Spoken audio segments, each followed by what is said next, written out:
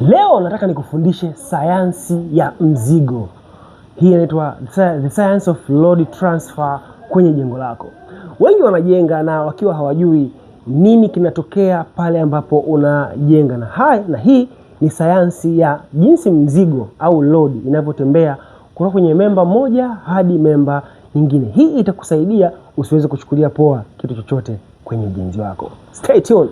Sasa ukiwa unajenga ujue kwamba una introduce kitu kipya katika soil.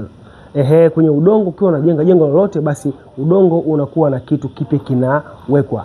Udongo una hali moja, kitu chochote kipya kinachokuja ni kama sponge, kina decompress mpaka pale ambapo itafika mwisho.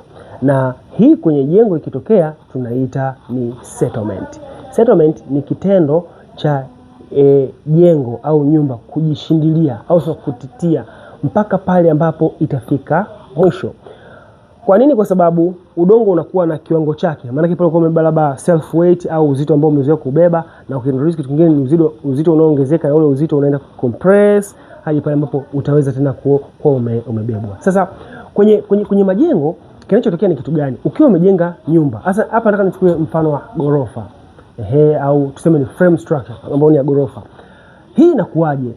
Uzito unatoka kwenye maeneo ambayo hayana snow, barafu, vitu gani? Uzito wa upepo, uzito wa bati, uzito wa nguzo, uzito wa slabu, uzito wa matofali, na uzito wa kitu kingine chote nataka nichukue kwa pamoja. Upepo ukipuliza uzito unaongezeka. Ni sawa sana ukienda kwenye mashine ya kupimia mzani, ukipuliza uzito pale unaongezeka. Uzito wa wind inaitwa wind load. Ile wind load inakuwa exposed kwenye bati. Wind load ikishakuwa exposed kwenye bati, ile load inashuka chini kwenye beam. Beam zinapeleka ile load kwenye column.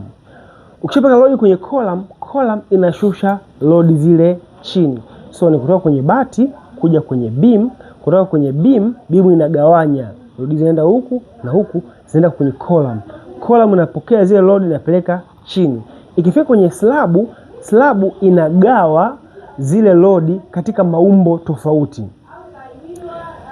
na kila beam itashare uzito wa jengo katika kiwango chake. Kuna short span na long span beam. By the way, long span zinachukua uzito ambao ni trapezoidal na short span zinachukua uzito ambao ni triangle, na calculation zake ni tofauti kabisa. Sasa hizi beam zikishare hii load zinapeleka tena kwenye column na zinashusha chini. Kwa hiyo inakuwa ni repeated process kutoka kwenye beam, kutoka kwenye slab kwenda kwenye beam, kutoka kwenye beam kwenda kwenye column. Na kwenye column ina transfer ile load kwenda chini. Ikifika chini inapeleka kwenye footing. Kwenye footing maana yake ni kwenye msingi.